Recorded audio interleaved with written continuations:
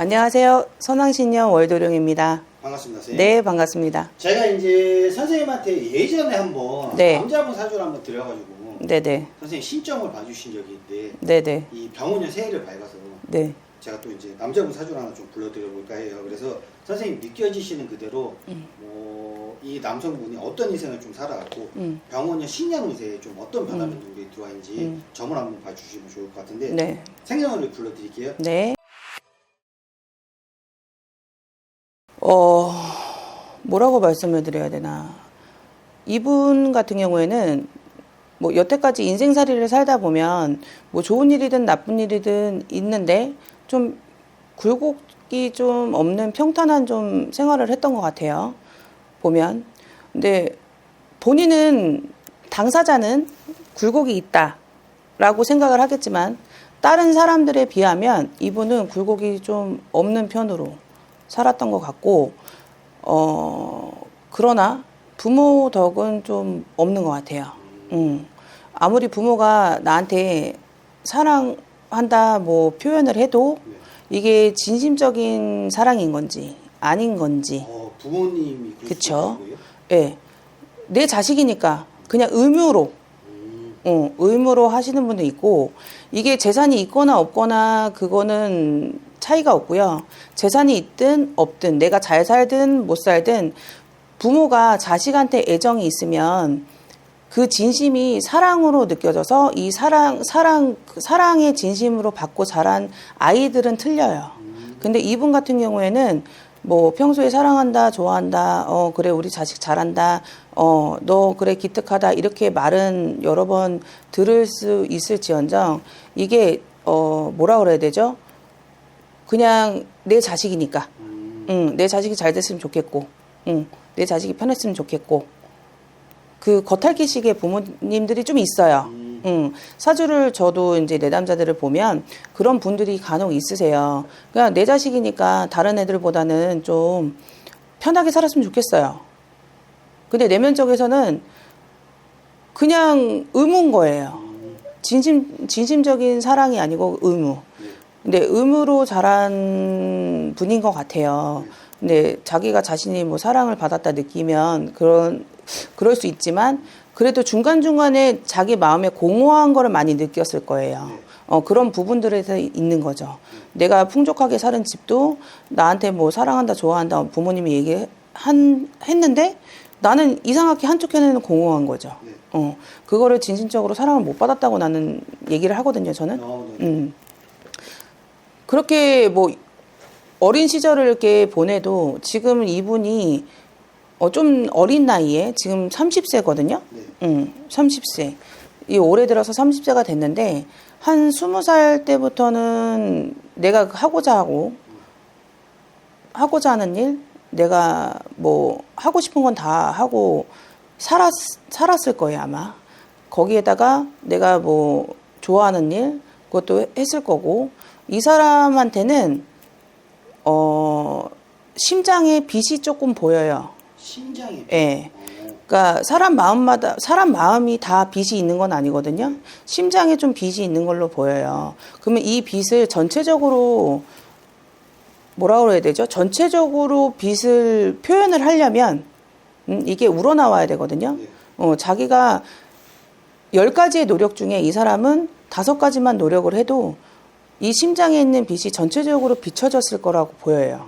그래서 지금 그런 분들은 거의 대부분 직업들이 내가 뭐 심지어는 뭐 유튜버가 된다든지 아니면 연예인이 된다든지 아니면 내가 뭐 정치인이 됐을 때도 그 스포트라이트를 받는 정치인이 된다든지, 그러니까 결론적으로는 스포트라이트 다른 사람으로 인해서 내가 빚을 받는 거예요.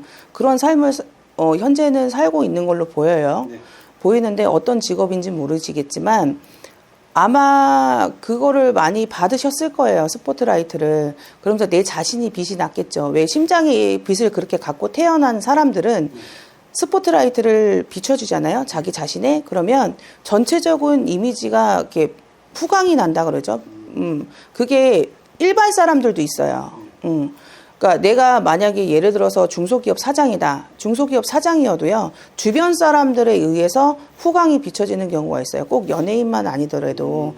그러니까 이런 경우에 이제 있는데 다양한 직업들도 있지만 근데 이분이 아마 2년 전부터 관제 고설이 좀 들어왔을 거예요. 근데 이 관제 고설이 들어온 게 내가 체감으로 느끼기에 관제 고설이 확 들어온 건 아니에요. 야금. 예. 그러니까는 있죠. 우리 존벌레라고 얘기하죠. 옷에 존벌레가 붙으면 이 존벌레가 옷을 조금씩 갉아먹으면 어느 순간 보면은 옷이 이만큼 뻥꾸가 나 있죠. 그렇듯이 이 관제 고설이 존 먹듯이 조금씩 왔을 거란 말이죠. 그러면 지금 요번 연도 작년서부터 좀 심해졌을 거예요. 하반기 때부터 좀 심해지면서 요번 연도가 아마 극한일 거예요. 그러면 이분이 요거를 어떻게 해결을 하느냐에 따라서 달라질 수 있거든요. 근데 이거를 좀 막기가 좀 힘들 거예요. 올해 그러면 어떻게 보면 지금 이미 이제 조금 쌓였던 게 좀 빵 터진 거죠. 빵 터져서 실밥 하나가 좀 먹듯이 실밥 하나가 좀 먹듯이 그러다가 옷이 이만큼 뻥꾸가 난 거라고 보시면 돼요. 그러면은 이만큼 뻥꾸가 난 거에 메꿔야 되잖아요. 그 옷을 다시 잘라가지고 이렇게 축소시켜서 꼬맬 수가 없잖아요. 그러면 그 구멍을 메꿔야 되는데 이 구멍을 메꾸기에는 자기 혼자 여력으로는 되게 힘들 거예요. 주변 사람의 도움도 필요하고요. 그리고 여태까지 자기가 주변 사람들을 어떻게 행동했는지를 보셔야 돼요. 결론적으로는 이 사람의 성격은 어떠냐면 겉은 되게 착해 보일 거예요. 순해 보이고 착해 보이고. 근데 이 속 안의 내면에는 이건 호랑이도 아니고 손톱을 숨긴 고양이? 그렇게 보이거든요. 고양이들도 손톱을 내세우면 무서워요. 호랑이만 무서운 게 아니고, 그러니까 맹수만 무서운 게 아니고, 고양이도 맹수과잖아요. 근데 작으나 귀엽고 막 이렇게 봤지만 어느 순간에 자기 주인을 핥힐 수 있는 그런 내면의 그런 성격을 가지고 있단 말이죠. 이 사람 차주 자체가. 그래서 겉에는 순해 보이고 좋아 보일지언정 이게 손톱이 나온 거는 제가 보기에는 한 3년 전? 그때서부터 슬금 나오셨을 거란 말이죠. 그러면서 이게 악화가 되면서, 시너지 효과가 난 거죠. 2년 전에 관제 고설이 들어오면서, 시너지 효과 나면서 내 주변 지인들이 이제는 나를 다 끊을 거예요. 끊을 수 있어요.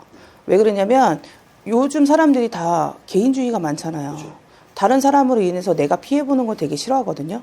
그러면 이 사람은 나는 다른 사람한테 피해준 적 없는데 근데 그거 생각 다시 해보셔야 될 거예요.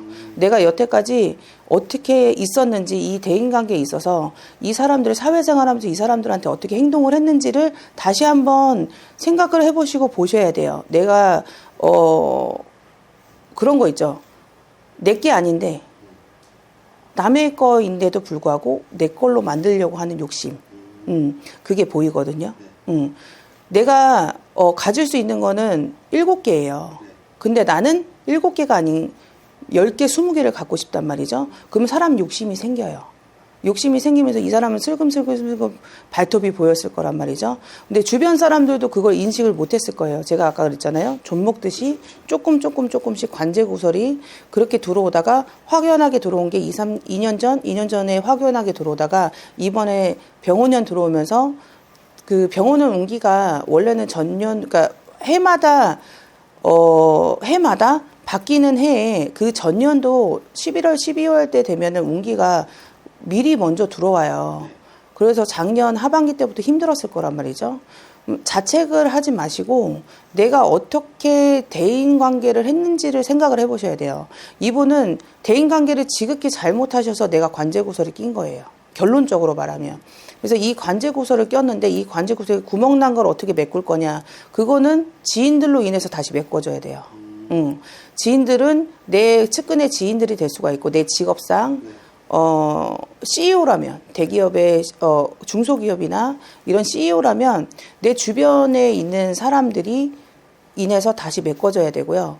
뭐 회사원이라 그러면 회사원들도 내가 어느 정도 위치에 있는 분일 거예요. 회사원이라고 하면. 근데 이분이 회사원 같은 경우였으면 그 회사원에도 내 그 직원 그 밑에 동료들 있잖아요. 이 동료들로 인해서 다시 메꿔져야 되는 거고 만약 이 사람이 연예인이다. 그러면 연예인이면 동료 연예인도 있지만 팬들도 있을 거란 말이죠. 그런 분들로 인해서 다시 메꿔져야 되는 상황이 있어요. 그거를 잘 생각을 하셔야 될 거예요. 이거를 관가하고 그냥 넘어가시면 뭐 되돌아올 수 없는 강을 건널 수도 있어요. 죽는 게 아니라 되돌아올 수 없는 강은 내가 여태까지 읽어왔던 것들을 다 모조리 잃을 수 있다는 얘기예요. 그러면 생각을 해보세요. 내가 올라가고 싶은 곳까지 올라가고 내가 갖고 싶은 거를 가졌어요. 근데 이거를 모조리 다 잃었다고 생각해 보세요. 그러면 사람은 주저앉게 돼 있거든요. 그럼 주저앉아 있으면 그 주저앉은 상태로 내가 살아있는 면까지 살 수도 있다는 얘기예요. 그러면 내가 다시 일어나고 땅을 짚고 일어나려면 내가 내 성격을 다시 어떤지 이게 되게 이 사람이 그렇다고 해서 막 무식하거나 사람들한테 욕하거나 이런 건 아니에요. 제가 그랬잖아요. 그 주변 사람들 보면 너 되게 인성 있고 착하고 순해 보인다. 근데 그거는 겉모습이에요. 근데 속에 내면에 있는 게 끄집어 나와서 나오면 표출이 된다 그러면 요거를 그 상대방이 들었을 때 오래된 지인이 만약에 있다고 생각을 하시면 내가 여태까지는 계속 그렇게 지내다가 뭐 순간순간에 돌발 상황이 생겨서 2, 3년 전부터 이상한 행동을 해요. 이상한 말도 하고. 그러면 그 지인들은 쟤 갑자기 나한테 왜 그러지? 내가 쟤한테 잘못했나? 그러면서 그거를 다시금 보게끔 되면 이 지인들은 쟤 좀 변했다. 쟤 이상하게 변했네. 그냥 변한 것도 아니고 이상하게 변했네. 그러면서 한 명씩 떨어져 나가면 결론적으로 이 사람은 주변 사람들을 위해서 내가 빛이 나는 거잖아요. 그렇기 때문에 주변 사람들을 어떻게 다시 내 편으로 내 사람으로 다시 끌고 와야 되나 하는 거는 내 재정이 필요하겠죠. 자기 본인 자신 재정. 그렇기 때문에 이 사람은